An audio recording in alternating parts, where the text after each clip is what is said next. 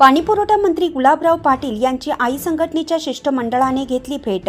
अर्धवेळ स्त्री परिचारिका महिलांच्या हक्कासाठी ठाम मागण्या। महाराष्ट्र राज्याचे पाणीपुरवठा मंत्री माननीय गुलाबरावजी पाटील यांची आज आई संघटना आणि बहुजन क्रांती सेनेच्या पदाधिकाऱ्यांनी भेट घेऊन अर्धवेळ स्त्री परिचारिका महिलांच्या विविध मागण्यांसंदर्भात सविस्तर चर्चा केली। या शिष्टमंडळात आई संघटना महाराष्ट्र राज्याचे उपाध्यक्ष संगीताताई कडाळे, अर्धवेळ स्त्री परिचारिका महिलांच्या महाराष्ट्र राज्य नेत्या नांगरताई चौरे आणि जळगाव जिल्हा अध्यक्ष सुवर्णाताई पाटक यांचा सक्रिय सहभाग होता।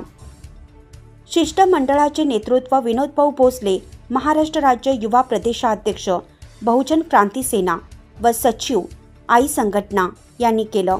त्यांनी मंत्री महोदयांपुढे अर्धवेळ स्त्री परिचारिका महिलांना परमनंट करणं, वेतन वाढवणे तसेच ओळखपत्र, ID कार्ड, गणवेश आणि शासनाच्या सर्व सवलती देण्याची स्पष्ट आणि ठाम मागणी केली।